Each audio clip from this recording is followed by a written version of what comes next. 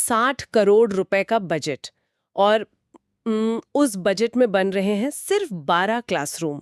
मतलब पहली नजर में ये आंकड़ा किसी को भी चौंका सकता है ना? बिल्कुल, कोई भी यही सोचेगा। हाँ, क्योंकि इतने पैसों में तो एक शानदार जिला अस्पताल बन सकता है या फिर कोई छोटा हाईवे तैयार हो सकता है। सही बात है। तो आखिर सिर्फ 12 कमरों के लिए इतना भारी भरकम खर्च क्यों? ये सवाल मन में आना बहुत स्वाभाविक है। लेकिन क्या हो अगर ये 12 कमरे हर साल हजारों लोगों की जान बचाने की गारंटी बनने वाले हों? ये एक बहुत ही सटीक और बहुत ज़रूरी सवाल उठाया है आपने, क्योंकि जब हम क्लासरूम शब्द सुनते हैं ना, तो हमारे दिमाग में बस कुछ डेस्क, एक ब्लैक बोर्ड या ज़्यादा से ज़्यादा एक स्मार्ट बोर्ड की तस्वीर उभरती है। हाँ, बिल्कुल, एक साधारण सी क्लासरूम। बिल्कुल, ऐसा लगता है कि कुछ ईंट पत्थर और फर्नीचर पर ही तो खर्च होना है। लेकिन जब उद्देश्य सिर्फ किताबें पढ़ना नहीं हो, बल्कि एक पूरी की पूरी जटिल प्रणाली को एक छत के नीचे उतारना हो, तो वो क्लासरूम नहीं रह जाता, वो एक प्रयोगशाला बन जाता है। बिल्कुल। और आज के हमारे इस विस्तृत विश्लेषण का केंद्र भी एक ऐसी ही अनोखी प्रयोगशाला है। आज की ये चर्चा एक बेहद ताज़ा न्यूज़ रिपोर्ट पर आधारित है, जी, जो मध्य प्रदेश के उज्जैन में बनकर लगभग तैयार हो चुके राज्य के पहले हाईटेक रेलवे ट्रेनिंग सेंटर के बारे में है। और ये अपने आप में एक बहुत बड़ी बात है। हाँ, और इस चर्चा का मिशन सिर्फ एक नई सरकारी इमारत के उद्घाटन की खबर देना नहीं है। हम ये समझने की कोशिश करेंगे कि ये ढांचा रेलवे जैसी विशाल और संवेदनशील प्रणाली के काम करने के तरीके को कैसे बदलने वाला है और अपने कर्मचारियों को प्रशिक्षित करने के तरीके में कितना बड़ा बदलाव लाने वाला है। इस विषय की अहमियत इसलिए भी बहुत ज़्यादा है, क्योंकि रेलवे कोई आम परिवहन का साधन तो है नहीं। बिल्कुल नहीं। ये पूरे देश की अर्थव्यवस्था और करोड़ों लोगों की रोजमर्रा की जिंदगी को गति देता है। इसमें काम करने वाले जो कर्मचारी हैं, उनकी ट्रेनिंग का सीधा असर हमारी और आपकी सुरक्षा पर पड़ता है। सही कहा। और सबसे रोमांचक बात तो इस प्रोजेक्ट की टाइमलाइन है। मतलब आज 30 मार्च 2026 है। हाँ। और हमारे पास मौजूद स्रोत के अनुसार ये पूरा प्रोजेक्ट अगले ही महीने यानी अप्रैल 2026 में अपनी डेडलाइन पूरी कर रहा है। अरे वाह! हाँ, ये कोई भविष्य की दूर की योजना नहीं है जिसके लिए 10 साल इंतजार करना पड़े। ये ऐतिहासिक बदलाव बस होने ही वाला है। और इतनी बड़ी बुनियादी ढांचा परियोजनाओं का समय पर पूरा होना अपने आप में काफी दुर्लभ होता है। बिल्कुल, अक्सर तो प्रोजेक्ट्स लटक जाते हैं। हाँ, और जिस पैमाने पर इस ट्रेनिंग सेंटर को डिजाइन किया गया है, उसे देखते हुए ये जो गति है निर्माण की, वो और भी प्रभावित करती है। तो चलिए सबसे पहले इस सेंटर के आकार और इसमें किए गए निवेश के गणित को समझते हैं। स्रोत के मुताबिक ये सेंटर उज्जैन के आगर रोड क्षेत्र में स्थित है और इसका फैलाव 1.25 लाख वर्ग मीटर है। यानी 1,75,000 स्क्वायर मीटर, बहुत बड़ी जगह है। हाँ, विशाल। और भवन निर्माण की लागत 60 करोड़ रुपए है, जिसमें 12 क्लासरूम है और 104 कमरों वाले 2 हॉस्टल शामिल हैं। मैं यहाँ थोड़ा रुककर इस 60 करोड़ के आंकड़े पर वापस आना चाहूंगी।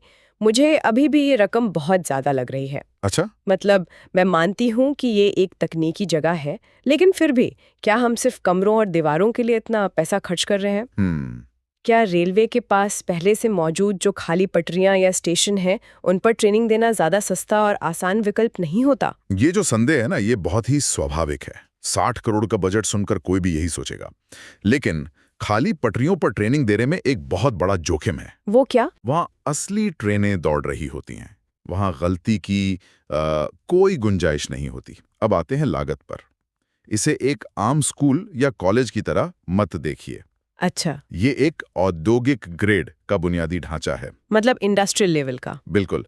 जब आप एक ऐसी जगह बनाते हैं जहां भारी भरकम रेलवे उपकरणों को स्थापित करना हो, तो आपको साधारण फर्श नहीं, बल्कि कई टन लोहे का भार सहने वाले विशेष फर्श बनाने पड़ते हैं। ओह, तो फाउंडेशन ही अलग होता है। हाँ, इसके अलावा उन्नत सिग्नलिंग सिस्टम के लिए जो वायरिंग और सर्वर रूम्स चाहिए, उनका खर्च किसी भी आम इमारत से कई गुना ज्यादा होता है। सही बात है। तो ये 60 करोड़ रुपए दीवारों पर नहीं लग रहे हैं, बल्कि उस तकनीक और सुरक्षा मानकों पर खर्च हो रहे हैं जो असली पटरियों पर होने वाले हादसों को रोकेंगे। ये एक बहुत ही नया नजरिया है। मतलब हम इसे एक शैक्षणिक संस्थान के बजाय एक भारी औद्योगिक परीक्षण केंद्र के रूप में देखें जो बस बाहर से स्कूल जैसा दिखता है। बिल्कुल सही कहा आपने। आंकड़ा जो स्रोत में दिया गया है वो है हॉस्टल का विभाजन। हाँ, वो बहुत अहम है। हाँ, कुल 104 कमरों में से पुरुषों के लिए 80 कमरे हैं और महिलाओं के लिए 24 कमरे बनाए गए हैं। जी। मुझे लगता है कि ये सिर्फ एक संख्या नहीं है, ये एक बहुत बड़ा नीतिगत बयान है। मतलब अक्सर हम सुनते हैं कि महिलाएं हर क्षेत्र में आगे आ रही हैं। बिल्कुल। लेकिन जब कोई सरकारी विभाग अपने स्थायी बुनियादी ढांचे में बाकायदा कंक्रीट और सीमेंट से उनके लिए एक अलग विंग बनाता है, हाँ, तो इसका मतलब है कि ये बदलाव अब स्थायी हो चुका है। आपने बिल्कुल उस नस को पकड़ा है जो इस खबर के पीछे छुपी है।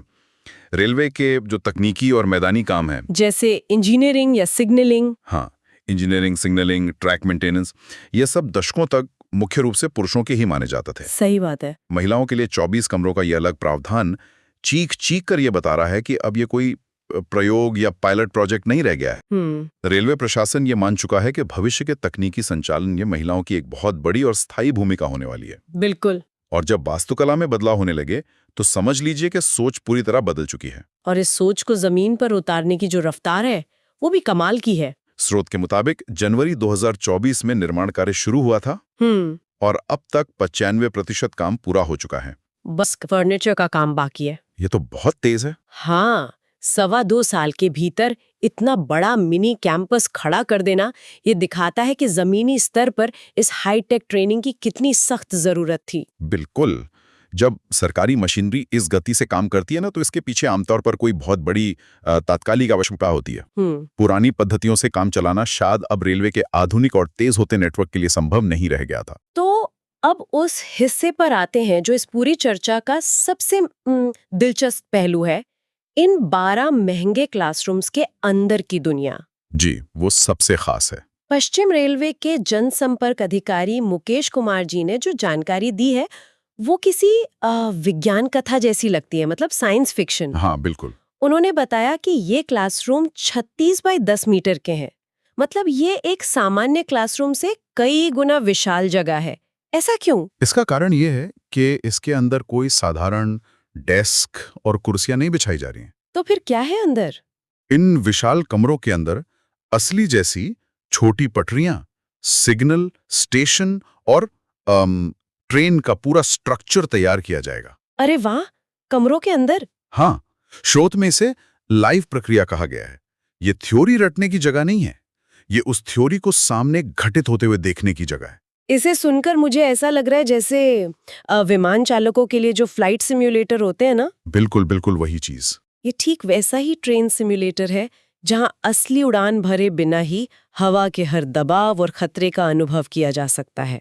एकदम सही एनालॉजी दी आपने। लेकिन ये लाइव प्रक्रिया काम कैसे करती है? मैं ये समझना चाहती हूँ कि एक कर्मचारी वहां जाकर सिर्फ एक मॉडल ट्रेन को देखकर क्या सीखता है जो वो किताबों से नहीं सीख सकता। चलिए इस फ्लाइट सिमुलेटर वाले उदाहरण को ही आगे बढ़ाते हैं। मान लीजिए एक क्लासरूम में तकनीकी, सिग्नल, दूरसंचार यानी टेलीकॉम। हाँ, टेलीकॉम, इंजीनियरिंग, अकाउंटिंग और यातायात, इन सभी विभागों के कर्मचारी एक साथ ट्रेनिंग ले रहे हैं।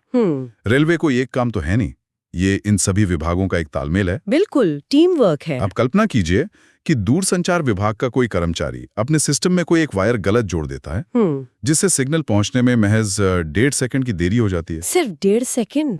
हाँ, किताबों में वो बस ये पढ़ेगा कि देरी से खतरा हो सकता है। बिल्कुल। लेकिन इस लाइव क्लासरूम में हाँ, वो अपनी आंखों के सामने देखेगा कि उसके उस 1.5 सेकंड की देरी के कारण इंजीनियरिंग विभाग का ऑटोमेटिक ट्रैक स्विच समय पर नहीं घूमा। और सामने आ रही वो मॉडल ट्रेन गलत पटरी पर चली गई या पटरी से उतर गई। बाप रे!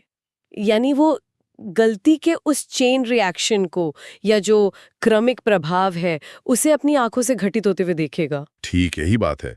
असली दुनिया में पटरियों पर यह चेन रिएक्शन सैकड़ों लोगों की जान ले सकता है। बिल्कुल। वहां गलती करके सीखने का कोई विकल्प नहीं होता। हाँ, वहां तो एक गलती भारी पड़ सकती है। ये सिमुलेटेड क्लासरूम उन्हें सुरक्षित माहौल में भयंकर से भयंकर गलतियां करने की आजादी देता है। वे जानबूझकर सिस्टम को फेल करके देखते हैं। अच्छा, जानबूझकर? हाँ, ताकि वह समझ सके कि खराबी दिखती कैसी है।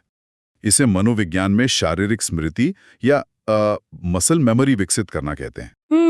बिना सोचे सही प्रतिक्रिया देने की क्षमता। बिल्कुल। जैसे साइकिल चलाना, हाँ, आप संतुलन बनाना किताब पढ़कर नहीं सीख सकते, आपको साइकिल पे बैठकर गिरना ही पड़ता है। ये बहुत ही शानदार नजरिया है। इसका मतलब है कि हम कर्मचारियों को सिर्फ उनके अपने विभाग का विशेषज्ञ नहीं बना रहे हैं, हाँ, बल्कि उन्हें पूरी प्रणाली का एक समग्र नजरिया दे रहे हैं। एकदम सही। जब एक ट्रैफिक कंट्रोलर ये समझेगा कि सिग्नल फेल होने पर ट्रैक मेंटेनेंस वाले को क्या तकनीकी दिक्कत आती है, तो उनके बीच का जो अंतर्विभागीय तालमेल है वो वास्तविक परिस्थितियों में बहुत तेज और स्पष्ट होगा। और रेलवे जैसे क्षेत्र में हाँ। जहां फैसले लेने के लिए अक्सर कुछ सेकंड्स का ही समय होता है ना, ये अंतर्विभागीय समझ ही हादसों और सुरक्षा के बीच की बारीक रेखा तय करती है। ये तो हुई ट्रेनिंग के तरीके और उन तकनीक की बात। अब इस चर्चा के तीसरे और बेहद महत्वपूर्ण हिस्से की तरफ चलते हैं, इसका मानवीय और आर्थिक प्रभाव। जी। हम अक्सर किसी बुनियादी ढांचे को सिर्फ उसके काम तक सीमित करके देखते हैं, लेकिन कोई भी बड़ी इमारत किसी शून्य में नहीं बनती। वो अपने आसपास के भूगोल और अर्थव्यवस्था को भी बदलती है। बिल्कुल बदलती है। स्रोत हमें बताता है कि ये सेंटर पश्चिम रेलवे के 6 मंडलों के सैकड़ों कर्मचारियों को फायदा पहुंचाएगा। अभी तक इन कर्मचारियों को ट्रेनिंग के लिए महाराष्ट्र या राजस्थान जैसे राज्यों में लंबी यात्रा करके जाना पड़ता था। जी। अब ये सुविधा उन्हें मध्य प्रदेश के उज्जैन में ही मिलेगी। मैं यहाँ थोड़ा शैतान की वकालत करते हुए यानी डेविल्स एडवोकेट बनते हुए एक सवाल पूछना चाहूंगी। पूछिए। स्रोत में एक लाइन है कि इस सेंटर के कारण उज्जैन के शहरी कारोबार में मुनाफा होगा। लेकिन कैसे? ये कर्मचारी तो वहाँ ट्रेनिंग लेने, पढ़ने और सीखने आ रहे हैं। वे कोई पर्यटक तो है नहीं। एक सरकारी ट्रेनिंग सेंटर पूरे शहर के स्थानीय व्यापार को कैसे गति दे सकता है? ये अर्थशास्त्र का बहुत ही सीधा और असरदार सिद्धांत है, जिसे हम विकेंद्रीकरण या डिसेंट्रलाइजेशन कहते हैं। अच्छा। चलिए इसे एक जैविक उदाहरण से समझते हैं। मान लीजिए कि ये नया ट्रेनिंग सेंटर एक नया दिल है, हाँ, जो उज्जैन की स्थानीय अर्थव्यवस्था की नसों में आर्थिक रक्त का संचार करेगा। ओके। जब 6 मंडलों के सैकड़ों कर्मचारी हर साल वहां आएंगे, तो वो 1-2 दिन के लिए नहीं, बल्कि कई हफ्तों या महीनों की ट्रेनिंग के लिए आएंगे। मतलब वो 104 कमरों वाला हॉस्टल साल भर भरा रहेगा? बिल्कुल भरा रहेगा। अब सोचिए, उन सैकड़ों लोगों को रोजाना भोजन चाहिए। हाँ। हॉस्टल की कैंटीन के लिए स्थानीय बाजारों से राशन, सब्जियां और दूध खरीदा जाएगा। उनके कपड़े धोने के लिए लॉन्ड्री सेवाएं चाहिए होंगी। सही बात है। सप्ताह में जब वे क्लासरूम से बाहर निकलेंगे, तो वो स्थानीय ऑटो रिक्शा या टैक्सी का इस्तेमाल करेंगे। शहर के रेस्टोरेंट्स में खाएंगे। हाँ, कुछ खरीदारी करेंगे। हो सकता है उनके परिवार वाले उनसे मिलने उज्जैन आए, जिसके लिए उन्हें शहर के होटलों में रुकना पड़े। बिल्कुल। ये तो एक पूरी की पूरी माइक्रो इकोनॉमी है। यही तो मैं कह रहा हूँ। 60 करोड़ का वो शुरुआती सरकारी निवेश दरअसल एक उत्प्रेरक यानी एक कैटलिस्ट की तरह काम कर रहा है, जो शहर के छोटे दुकानदारों, ट्रांसपोर्टरों और सेवा क्षेत्र के लोगों के लिए आय का एक स्थायी स्रोत बन जाएगा। और यही विकेंद्रीकरण की असली ताकत है। जब तक ये सुविधाएं सिर्फ महाराष्ट्र या राजस्थान के कुछ बड़े शहरों तक सीमित थी, हाँ। तब तक ये आर्थिक लाभ भी वहीं सिमटा हुआ था। सुविधाओं को उज्जैन जैसे टियर 2 शहरों में लाने से विकास का एक नया चक्र शुरू होता है। इस आर्थिक पहलू के अलावा एक और बात जो मुझे बहुत अहम लगती है, वो है कर्मचारियों की मानसिक स्थिति। वो बहुत जरूरी पॉइंट है। मतलब एक कर्मचारी जो मध्य प्रदेश के किसी छोटे स्टेशन पर तैनात है, उसे ट्रेनिंग के लिए मुंबई या राजस्थान के किसी दूर दराज इलाके में भेजना अपने आप में बहुत थका देने वाला होता है। बिल्कुल होता है। लंबी यात्रा, एक अलग राज्य, अलग खान पान, ये सब मानसिक तनाव पैदा करता है। सही कहा आपने। जब उन्हें अपने ही क्षेत्र के करीब उज्जैन में ये उच्च स्तरीय ट्रेनिंग मिलेगी, तो वो शारीरिक और मानसिक रूप से अधिक शांत होंगे। और रेलवे जैसे काम में जहां सारा खेल एकाग्रता का है, एक तनाव मुक्त और अच्छी नींद लिया हुआ कर्मचारी पटरियों पर कम गलतियां करेगा। ये एक बहुत ही संवेदनशील और सटीक विश्लेषण है। बुनियादी ढांचे का मतलब सिर्फ मशीनें नहीं होता। उसका असली उद्देश्य मशीनों को चलाने वाले इंसानों की क्षमता को बेहतर बनाना होता है। बिल्कुल। जब आप इंसानों के लिए अनुकूल माहौल बनाते हैं, तो प्रणाली खुद ब खुद सुरक्षित हो जाती है। और उज्जैन जैसे शहर के लिए, जिसे मुख्य रूप से उसके धार्मिक और सांस्कृतिक महत्व के लिए जाना जाता है, महाकाल की नगरी। हाँ, महाकाल की नगरी, उसके लिए ये एक नई आधुनिक पहचान है। अब ये शहर देश के सबसे उन्नत रेलवे प्रशिक्षण का भी पर्याय बन जाएगा। आज की इस पूरी चर्चा ने सच में चीजों को देखने का नजरिया बदल दिया है। तो चलिए आज के इस विश्लेषण से हमने जो मुख्य बातें सीखी हैं, उन्हें एक बार समेट लेते हैं। बिल्कुल। हमने देखा कि कैसे मध्य प्रदेश के उज्जैन में 60 करोड़ रुपए की लागत से बना 2.25 लाख वर्ग मीटर में फैला ये रेलवे ट्रेनिंग सेंटर अगले महीने यानी अप्रैल 2026 में शुरू होने के लिए पूरी तरह तैयार है। जी। हमने समझा कि कैसे ये बजट सिर्फ ईंट गारे के लिए नहीं बल्कि उस औद्योगिक ग्रेड के बुनियादी ढांचे के लिए है जो भारी भरकम मशीनों का भार सह सके। हॉस्टल में महिलाओं के लिए 24 कमरों का होना ये साबित करता है कि रेलवे में महिलाओं की भागीदारी अब एक स्थायी नीति बन चुकी है। बिल्कुल, एक बड़ा बदलाव है। और सबसे अहम बात, हमने उन 36 बाय 10 मीटर के विशाल क्लासरूम्स की कार्यप्रणाली को समझा जो ट्रेन सिम्युलेटर की तरह काम करेंगे। जी। जहां कर्मचारी असल पटरियों पर जाने से पहले लाइव प्रक्रिया के जरिए एक सुरक्षित माहौल में गलतियां करके सीख सकेंगे। और अंत में हमने ये जाना कि कैसे ये सेंटर महाराष्ट्र और राजस्थान पर निर्भरता कम करेगा और उज्जैन की स्थानीय अर्थव्यवस्था के लिए एक संजीवनी का काम करेगा। ये एक ऐसा कदम है जो सुरक्षा, शिक्षा और अर्थव्यवस्था तीनों को एक साथ साधता है। बिल्कुल। और इस पूरे प्रोजेक्ट की तकनीक को देखते हुए मेरे दिमाग में एक बहुत ही गहरा सवाल पैदा हो रहा है जिस पर विचार करना जरूरी है। वो सवाल क्या है? आज हमने देखा कि कैसे जोखिम से बचने के लिए एक विशाल रेलवे नेटवर्क का एक छोटा सा जीता जागता मॉडल एक क्लासरूम की 4 दीवारों के अंदर कैद कर दिया गया है। जैसे जैसे वर्चुअल रियलिटी और सिमुलेशन की तकनीक बेहतर और सस्ती होती जा रही है, हाँ। क्या भविष्य में ऐसी कोई भी नौकरी जिसमें इंसान की जान को खतरा हो, उसमें ऑन द जॉब यानी काम करते हुए सीखने की पूरी धारणा ही खत्म हो जाएगी? ओह, ये तो बहुत बड़ा सवाल है। मतलब क्या आने वाले समय में एक सर्जन पहली बार किसी असली इंसान पर नहीं बल्कि एक पूरी तरह से सिमुलेटेड रोबोटिक शरीर पर सर्जरी सीखेगा? क्या एक कंस्ट्रक्शन वर्कर असली इमारत पर चढ़ने से पहले एक ऐसे ही विशाल कमरे में होलोग्राम्स के बीच काम करेगा? सही बात है। शायद भविष्य की शिक्षा का मतलब किताबें पढ़ना या ब्लैकबोर्ड देखना नहीं होगा। भविष्य की शिक्षा का मतलब होगा क्लासरूम के अंदर बनाए गए इन छोटे सिमुलेटेड शहरों को जीना और उनका अनुभव करना। ये विचार सच में रोंगटे खड़े कर देने वाला है। एक ऐसी दुनिया जहां हम रिस्कों को वास्तविक दुनिया में आने से पहले ही एक बंद कमरे के अंदर हल कर लेंगे। सीखने और शिक्षा की पूरी परिभाषा ही बदल जाएगी। बिल्कुल बदल जाएगी। सुनने वालों के लिए आज ये सोचने का एक बहुत बड़ा विषय है। अगली बार जब आप किसी क्लासरूम के पास से गुजरें तो सोचिएगा कि भविष्य में उस दरवाजे के पीछे कौन सी एक नई जीती जागती दुनिया आपका इंतजार कर रही होगी। आज के इस विश्लेषण में बस इतना ही।